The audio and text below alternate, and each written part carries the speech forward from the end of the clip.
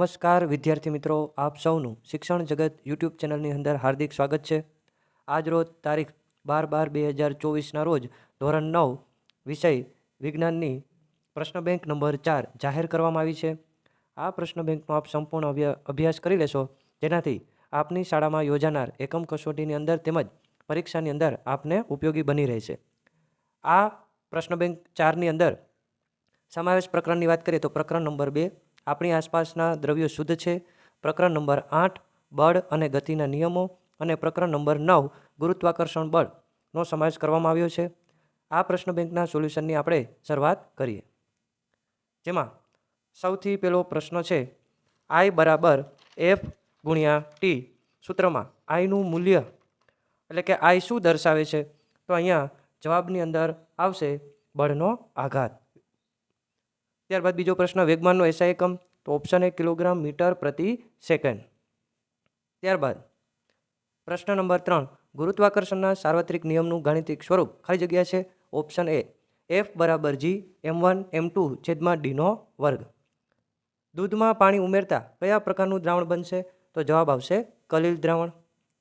ત્યારબાદ આગળ પાંચમો પ્રશ્ન દ્રાવ્ય ઘન હોય અને દ્રાવક પણ ઘન હોય તેવા સમાંગ મિશ્રણને ઓળખો.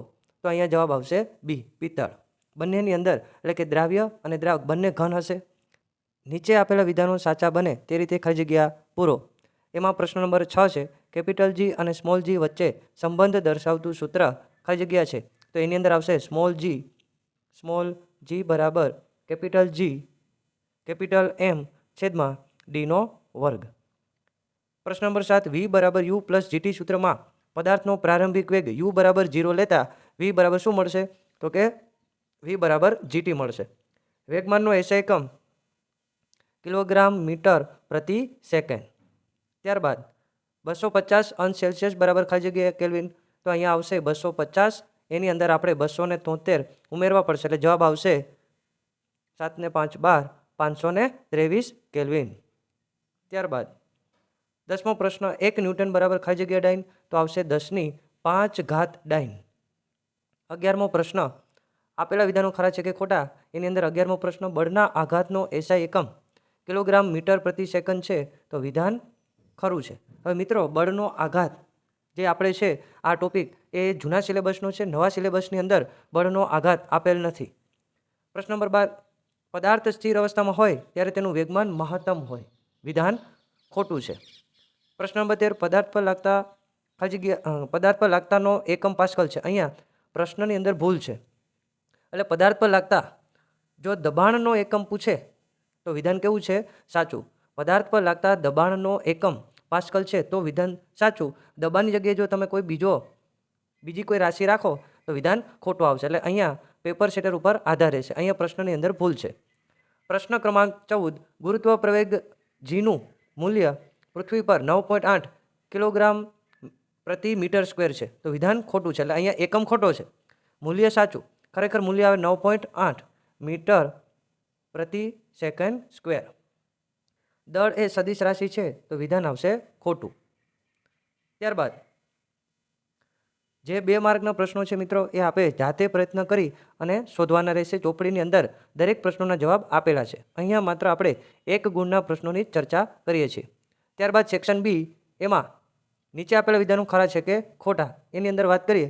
પ્રશ્ન નંબર 1 વિષુવવૃત્ત પર પદાર્થનું વજન ધ્રુવ પ્રદેશ પર તે જ પદાર્થના વજન કરતાં ઓછું થશે. તો વિધાન સાચું છે. પ્રશ્ન 2 ચંદ્રની સપાટી પરથી પથ્થરના ટુકડાની પૃથ્વી પર લાવવામાં આવે તો તેના દળમાં વધારો થશે. વિધાન ખોટું છે, કારણ કે દળ હંમેશા અચળ હોય છે. પ્રશ્ન 3 રોકેટ ઉર્જા સંરક્ષણના સિદ્ધાંત પર કાર્ય કરે છે. વિધાન ખોટું છે. પ્રશ્ન 4 પદાર્થના જડત્વને કારણે પદાર્થ તેની ગતિની અવસ્થામાં થતા ફેરફારને અવરોધે છે. વિધાન ખરું છે. ત્યારબાદ આપણે આગળ વાત કરીએ. પ્રશ્ન નંબર 5 2/3 ભાગ સુધી પાણી ભરેલ પાણીનું ટેન્કર અચળ ઝડપથી ગતિ કરી રહ્યું છે. અચાનક બ્રેક લાગતા ટેન્કનું પાણી કઈ તરફ ધકેલાશે? તો કે આગળની તરફ. બરાબર, આગળ તરફ ધકેલાશે. પ્રશ્ન 6 કોઈ ઘોડાગાડીને અચળ ઝડપથી ગતિમાં રાખવા કયા બળને સંતુલિત રાખવા ઘોડાને સતત બળ લગાડતા રહેવું પડે છે? તો અહીંયા જવાબ આવશે ઘર્ષણ બળ. ત્યારબાદ પ્રશ્ન નંબર 7, અંધારા ઓરડામાં એક નાના છિદ્રમાંથી પ્રકાશનું સાંકડું કિરણ દાખલ થતાં તેના માર્ગમાં આવતા કણો દ્રશ્યમાન થાય છે. તો અહીંયા જવાબ આવશે, કઈ અસર આવશે? ટિન્ડલ અસર. ત્યારબાદ પ્રશ્ન નંબર 8, એસીટોનની શીશીને ખુલ્લી મૂકી રાખતા થોડા સમય પછી ખાલી થઈ જાય છે. તો અહીંયા કઈ ઘટના જોવા મળશે? બાષ્પીભવન. ત્યારબાદ પ્રશ્ન નંબર 9, એક બીકરમાં પોટેશિયમ પરમેંગેનેટના સ્ફટિક છે, તેમાં પાણી ઉમેરી હલાવવામાં આવે છે. બીકરનું પાણી ગુલાબી રંગનું થાય છે. તો અહીંયા પ્રસરણની ઘટના જોવા મળશે. અને ત્યારબાદ પ્રશ્ન નંબર 10, એક ગ્લાસમાં ભરેલ પાણીમાં એક ટીપું શાહીનું મૂકતા તે સમગ્ર પાણીમાં ફેલાઈ જાય છે. તો અહીંયા પણ કઈ ઘટના જોવા મળશે? પ્રસરણની ઘટના જોવા મળશે. ત્યારબાદ આગળ હવે પછીના જે પ્રશ્નો છે મિત્રો એ 2 ગુણવાળા છે. એની અંદર અમુક પ્રશ્નો છે એની ચર્ચા આપણે કરીએ છીએ. જેમાં પ્રશ્ન નંબર 5, નીચે આપેલા નીચેના પૈકી કયા પદાર્થોને શુદ્ધ પદાર્થના સમૂહમાં મૂકી શકાય છે? તો અહીંયા બરફ, દૂધ, લોખંડ, હાઇડ્રોક્લોરિક એસિડ, કેલ્શિયમ ઓક્સાઇડ, પારો, લાકડું અને ઈંટ. આમાંથી કયા પદાર્થો શુદ્ધ છે? તો એમાં આપણે વાત કરીએ તો બરફ એ શુદ્ધ પદાર્થ છે. ત્યારબાદ વાત કરીએ લોખંડ, ત્યારબાદ હાઇડ્રોક્લોરિક એસિડ, ત્યારબાદ કેલ્શિયમ ઓક્સાઇડ અને પારો. આ આટલા પદાર્થો મિત્રો શુદ્ધ પદાર્થોની અંદર આવે છે. બાકીના પદાર્થો શુદ્ધ પદાર્થની અંદર આવતા નથી. ત્યારબાદ આગળ વાત કરીએ પ્રશ્ન નંબર 3, નીચે આપેલ ઘટનાઓ ભૌતિક ફેરફાર છે કે રાસાયણિક ફેરફાર તે જણાવો. એમાં પહેલો પ્રશ્ન છે કે લોખંડના કબાટની કાટ લાગવો, એટલે કે લોખંડના કબાટ પર કાટ લાગવો. આ કેવા પ્રકારની ઘટના છે? તો અહીંયા જવાબ આવશે રાસાયણિક. ચાલો, પહેલામાં આવશે રાસાયણિક.